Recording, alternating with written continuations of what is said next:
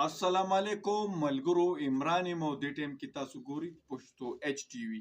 تاسو ته ښه پته ده، خو زه هم دله یو انفارمیشن در کوم چې ټول ملک کې ګلی جالباري چالو شوې ده او په اسلام آباد کې دونه غټه ګلی شوې ده. زما دې لاس ته ګوري یا د سنوکر بال سي د سنوکر بال دونه ګلی شوې ده او د خلکو هغه بره سولري سري شیشې بجلی لپاره ټولې ماتې شوې دي او د ګاډو شیشې ده. ګاډي خو بیا هم انسان ته اوس پته ده چې موسم خرابېږي دی به ګاډي دننه کوي، خو تاسو ته دا ریکویسټ دی چې خپل مزید تاوان نه ځان بچ کړي، لکه ملک کې لا الرټ دی که نه چې مزید ګلی کېدی شي او ګلی سایز دانه دانه یې.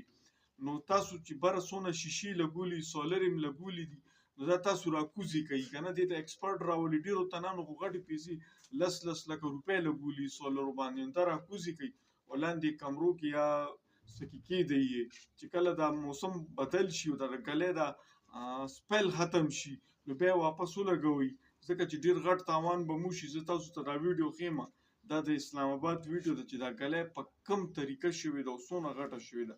دا ویډیو تاسو وګورئ.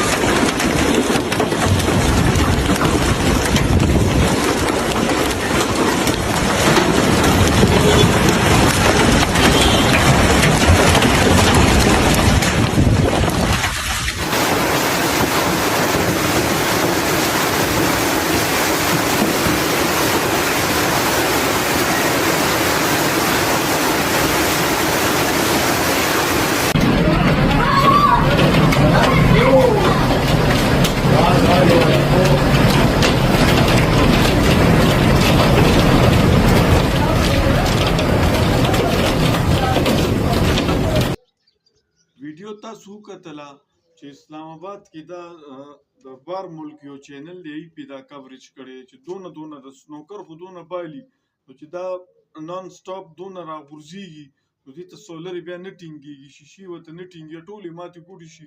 د ډېرو تنانو خو یو دوه شیشې لګولي، ډېرو تنانو دونه پیسېګانې لګولي، بره چت ټولې ډک کړی دی د شیشو. نو دوی دا خپلې شیشې راغونډې کړي او لاندې دې کېږدي، یعنې غټ تاوان به وشي. او ما تاسو ته دا ویډیو ځکه دغه که جوړه کړه چې چا تاوان وشو نو خو هسې وشو، خو مزید تنان د دې تاوان نه بچ شي.